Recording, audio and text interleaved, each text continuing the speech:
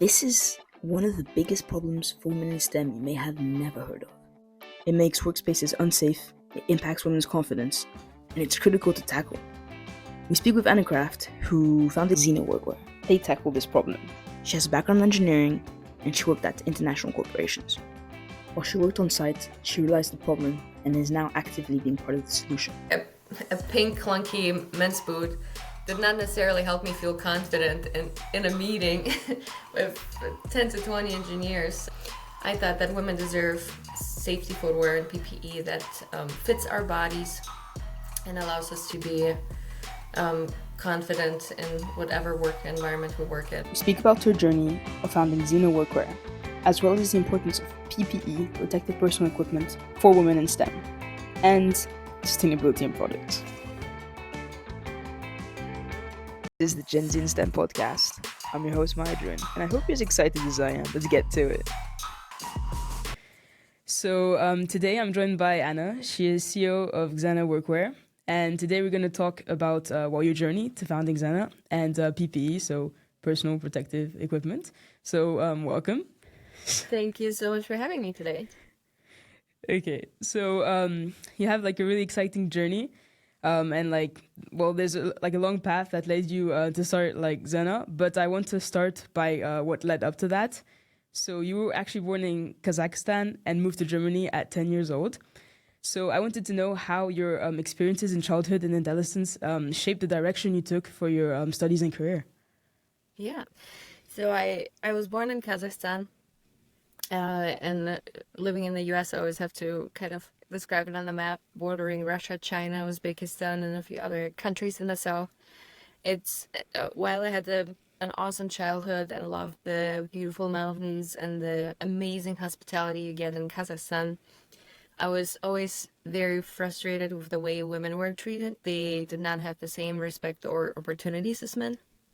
And this is basically the environment I grew up in. And from a very early age, I was very frustrated to see when women were not treated with the same respect as men.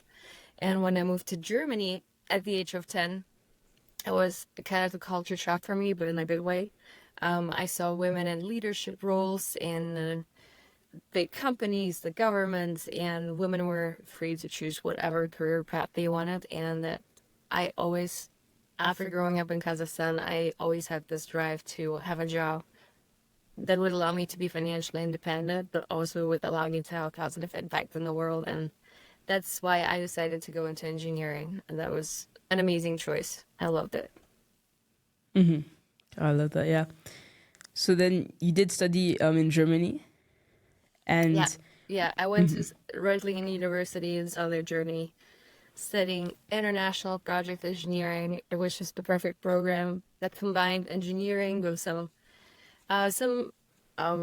innovation management, languages, a huge focus on project management. So I really loved that program. It was kind of perfectly designed for me. Mm-hmm. And through that, you did also do some internships. Well, an internship in the United States, then worked as a project management consultant when you finished your studies. And you managed to also work at Caterpillar. And part of your job did consist of visiting client sites.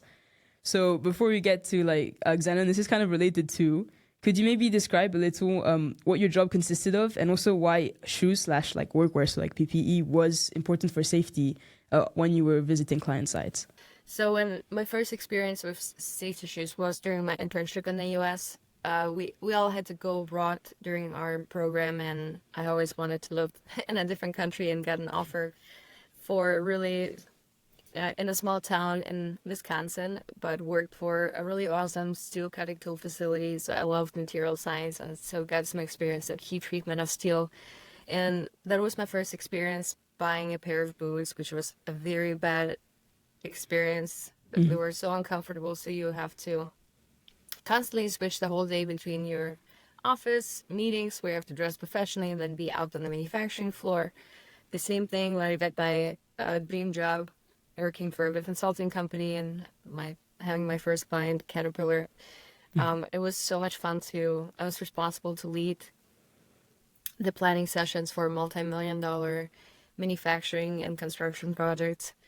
And I like it was expected to dress professionally in a meeting with 10 to 20 engineers, and then as soon as we wrapped up the meeting, one of the guys would typically say, let's go out on the shop floor to check on the project we just discussed. So I had to hold up a full rope, run back to my desk, put on my steel toes, and go up on the manufacturing floor. And so many women can relate to the scenario where you have multiple pairs of steel toes, safety shoes under your desk. You don't. So many of my friends in engineering didn't like their safety footwear, and you constantly have to switch back and forth between your comfortable shoes and the really funky, heavy PPE protective boots that you have.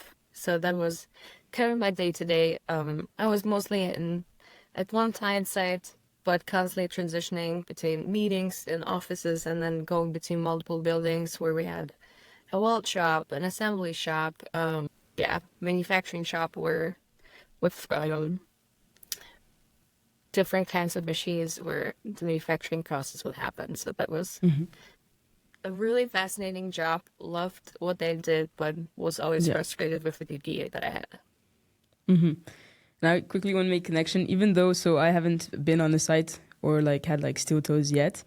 I do want to make the connection that like in STEM in general, like even just safety gears and like when you're doing a lab or something like that, the equipment is like very often like channeled like for men, I guess. So like, I live in the Netherlands and I'm not that tall. So I thought when I was like in the lab that like, oh, this is super big. It has to be because, you know, I'm in the Netherlands and I'm kind of like, you know, short, I guess.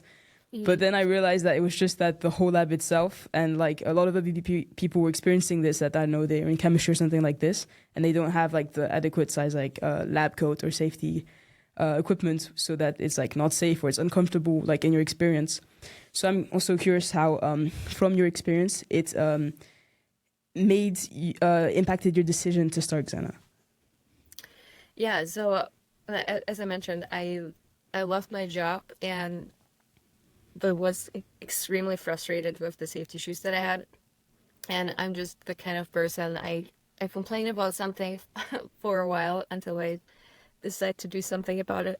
So in this case, I waited for 2 years for somebody else to fill the gap in the market. I found out that traditional companies apply the so-called shrink it and pick it concept, where they take a men's product, could be a men's boot, could be a men's safety vest, make it smaller and make it pink. And just shrinking the product does not provide a really good fit for women. Like a pink clunky men's boot did not necessarily help me feel confident in a meeting with 10 to 20 engineers. So I thought that women deserve safety footwear and PPE that fits our bodies and allows us to be confident in whatever work environment we work in, because it's already difficult enough for women to fit into a more male-dominated industry, and if you're distracted by your poorly fitting PPE, it's just an unnecessary barrier that I wanted to remove. So that was the biggest driver, basically frustration of my personal experience to start a company that helps women get well-fitting PPE that helps them feel safe and confident. Love that. Safe and confident. Yeah. And so then when you decide to actually like start, I guess this shoe, well, company, but also start prototyping for this shoe. Well, two things. Did you go like full in, like, or was it part-time? And also what would be this process from like the idea to like this like findable first sellable product? Yeah, that's a really good question. So when I decided to start the company, I did a ton of research first. So the first year I switched my job, reduced my hours that I would have a full Friday. Because I was already willing to quit my job, but then my client had another really awesome big project that they wanted to keep me on for another year. So I told them, I will do this if we can reduce my hours. I will basically only just for the time that I'm on site, and then when I don't have work to do, I just want to go home and work on my other project. So I basically had I've almost evenings and like sometimes a Friday every week to work on some research, create a business plan. I thought I learned everything possible about the American safety standards. So we use here ASTM standards for safety testing, because every model needs to go through testing at an independent lab to be certified for the US. Of course, I don't have a fashion background. I didn't know how to create a design for shoes, so I created a few sketches roughly, kind of understanding the testing it would have to go through and understanding, kind of pushing the boundaries of design to create something really beautiful that women would want to wear and could wear in many different work environments. So then I found a shoe designer who helped me create a tech pack, and with that tech pack, I found a manufacturer in Mexico who helped us through multiple rounds of prototypes. So yeah, the prototyping process is very interesting. You could create a prototype locally and then try to find a factory who can replicate it, but typically I would not recommend this. I think in many cases it makes sense to start prototyping with the actual manufacturer to test out their capabilities. So we're incredibly grateful for the partner we have. They really focus on quality, which we value a lot. We get together on a weekly basis to talk about new product developments. So it took us 5 rounds of prototypes, about a year to get a final prototype that I decided to send in for testing and get approved. So from a timeline perspective, for about a little over a year, I just worked on the business plan, the product development, and then we got accepted into, I was done with my huge project, another successful finished project that my team was really proud of. And that was a really good cutoff time for me to do the scary dive into the startup world and do this full time, because we got accepted into an accelerator program. That I don't know if you guys have. I'm sure you have a ton of accelerator programs in the Netherlands as well. How it works here is it's very competitive. They accepted only 5 companies and you have to commit full time. So it was, in this case, just a 7-week program for early stage startups. But then you have a bunch of meetings during the week to meet with mentors. You set goals that you want to accomplish. And the last week of the program is a pitch week where you go to a ton of different investors and kind of try to raise funding. So we got accepted. It was a good time for me to leave my job and focus on this entirely. Yeah. Oh, okay. I love that. Yeah. A pretty long process, but well, it works out. And also when so you have your first like design and you have your first shoe. Did you start off by just like launching this like one shoe, or did you have like more models? Yeah, we decided many companies, when they launch, they have already multiple products. I wanted to make sure that I was not fully crazy and that there was an actual product market fit. So we launched with just one product. I designed the Gravity boot. It's kind of the perfect walk-through boot. It has a steel toe cap, a slip-resisting rubber outsole. The heel height is based on the Canadian safety standard because there are no limitations in the US. So I decided to launch with this product just to see if there was a need in the market, if women really wanted this. So it launched in 2 colors, in a black and a cognac brown. And we started getting orders from women all over the country. Like suddenly, that was really awesome that we started getting pre-orders before even our first shipment came in, and with additional requests to develop more products, and like with a lower heel, ankle coverage, an electric hazard certification, or set anticipator certification. There are a ton of different safety features, and that allowed us to raise funding 2 months after the launch. That allowed me to hire my first team member and invest in new product development. It's amazing. So then from the feedback of the people who were like buying and interested in this product, that's how you like made up your different designs. And then did you have to go through this whole loop again of like prototype after prototype and all that? Yeah, there was another round of prototyping. So this kind of model we launched, is the Omega boot, is right now our best-selling model. It's a kind of a Chelsea boot with a zipper on the side. It has a steel toe cap, a slip-resisting outsole, and we have a different outsole design for this. It's a dual density outsole, rubber for traction, but because rubber is a bit heavier, we use PU in areas where traction is not as important to eliminate weight. And it's electric hazard certified and comes in 3 different colors. So women absolutely love the fit, and it's been, yeah, our most successful product since our launch. Yeah, we're very excited too. And launching as a direct-to-consumer brand really allowed us to be connected to our customers and get the direct feedback instead of selling through a store where you lose that connection to your customer who will provide feedback, and we apply improvements all the time. And for you, how has it been? Because so as CEO, you kind of like see the vision behind it and like, you know, lead your staff. So how has that been? How has your experience from like, you know, at the start, you didn't want to necessarily run a company. You didn't want to have an impact, but you didn't necessarily see yourself doing this. So how has that experience been for you? It was, I would say, starting a company is one of the hardest things you can do, but also one of the things that allows you or forces you to learn the most. Every one of our team members has to wear multiple hats. There's not like one task that you do, but it allows you to create something new. I love to read different books and like take snippets out of everyone that could apply to our brand. And it's just really interesting to create a new culture for the company, new products, and it's so awesome to see the products up in the world. Like it's really cool to go to the manufacturing facility and see women wear your boots, or the biggest compliment is when I go to conferences and women wear our boots to a conference, because that means they're so comfortable that they wear them in areas where they don't have to wear steel toes.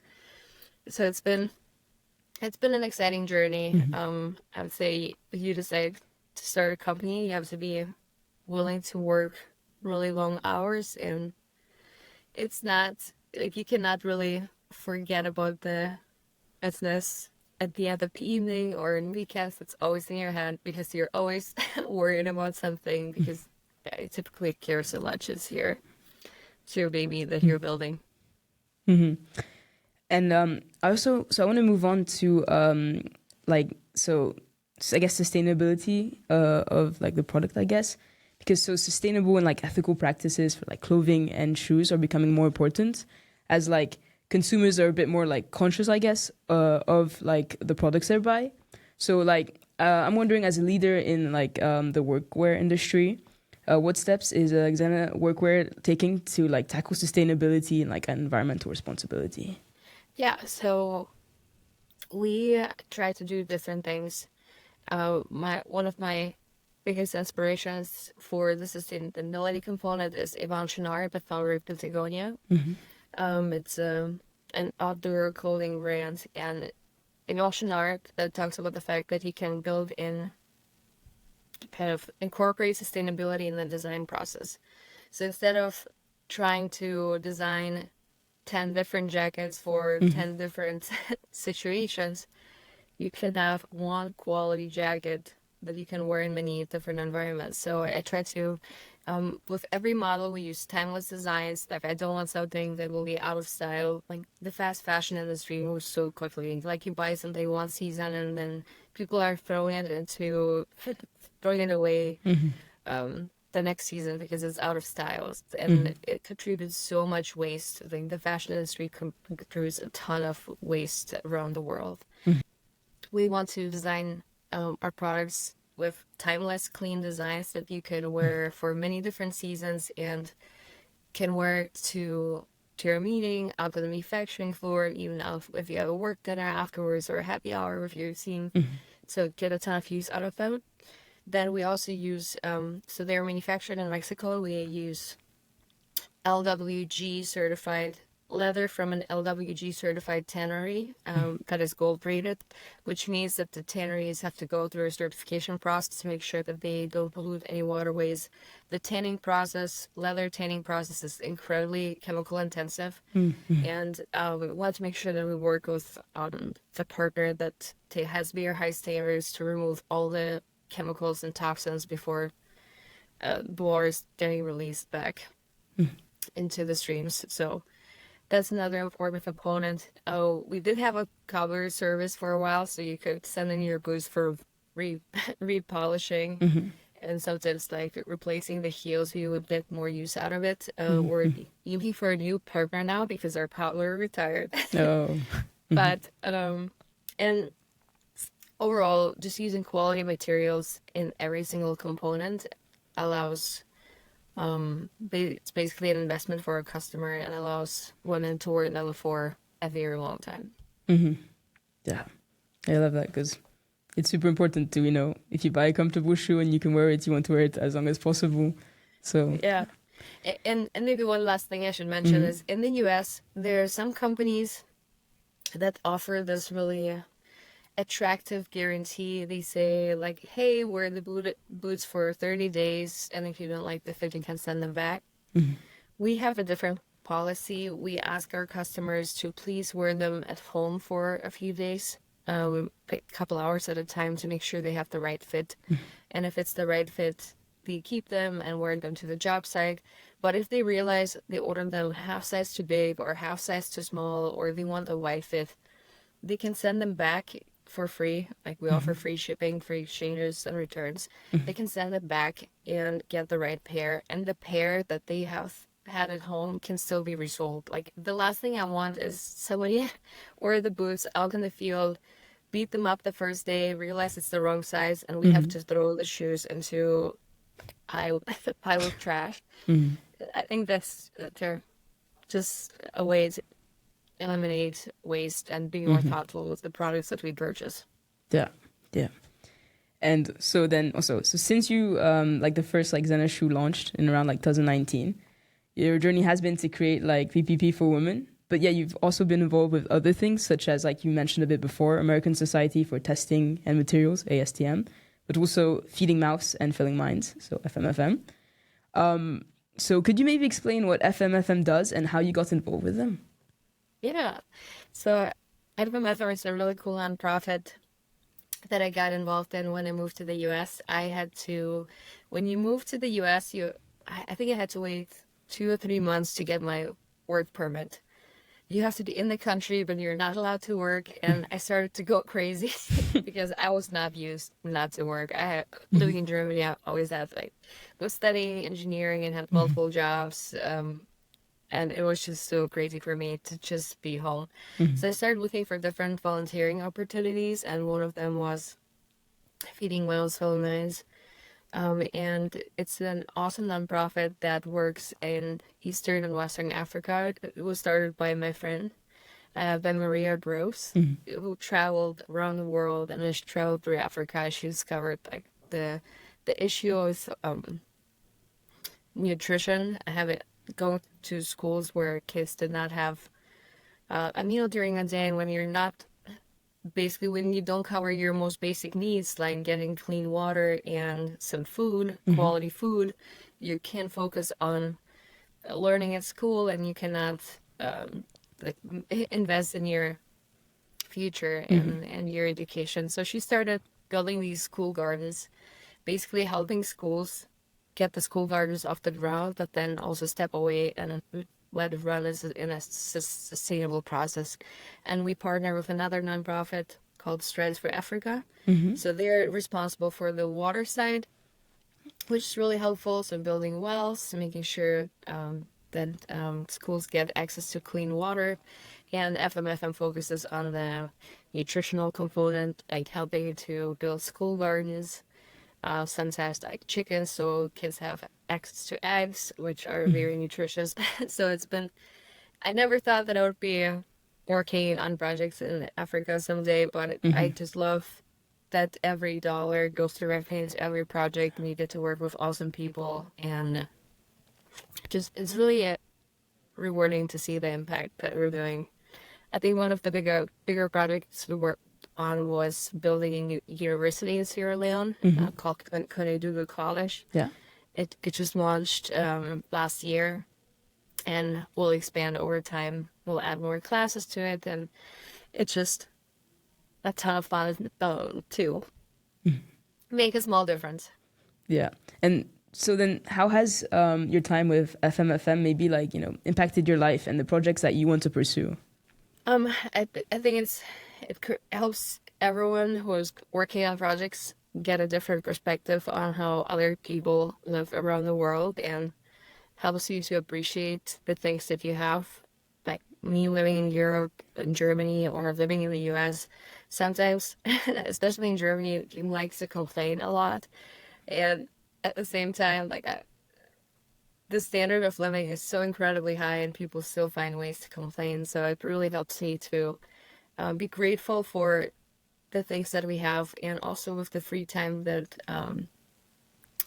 we have, we can do so many different things. And I think it's also to be able to contribute to helping kids focus on their future. I think education is incredibly powerful. It's the most powerful tool to change the world, and I am very grateful to make a tiny splash um in someone's life. So it's really awesome, and it ebbs and flows. There were times in the beginning I was really heavily involved because I had a ton of time. To be honest, like after starting the business, it ebbed and flowed. I stayed involved throughout the years, but there were times where I did more, and there were times when I had to step back and just support the annual fundraising events.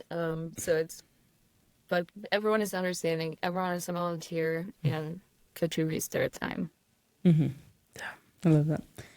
And I do want to do a final wrap up. And so you founded Xena, which helps assure safe and comfortable workwear, shoes for women. So the industry is evolving a bit, very recently. So what changes do you hope to see in the future in the field? What I would love to see is that all women will have access to well-fitting PPE. It does not apply only to steel toes. That seems to be the biggest pain point that I see.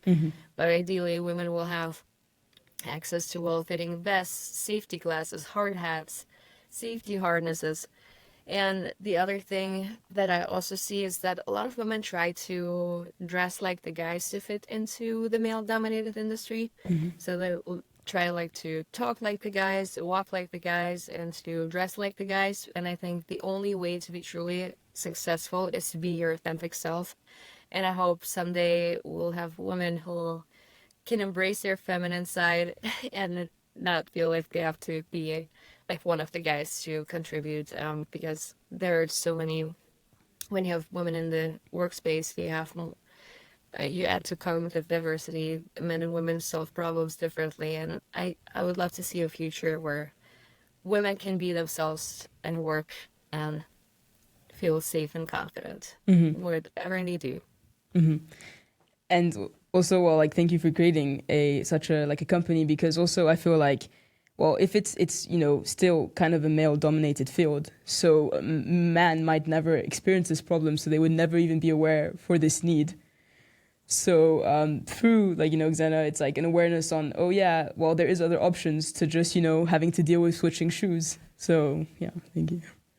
Of course, thank you so much for allowing me to share about my journey. If people want to explore our website at XenaWorkwear.com.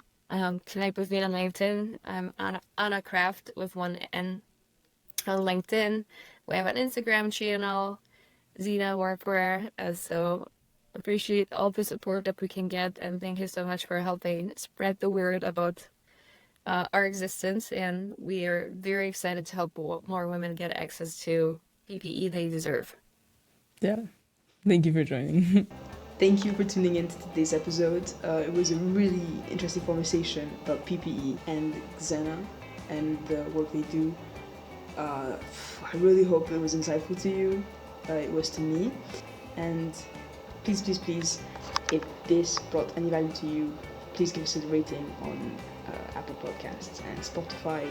Give us a like and follow, because we are going to have lots of other guests coming up. We've got some really cool guests coming up, and you are not going to want to miss it. So thank you so much for your support, and see you next time.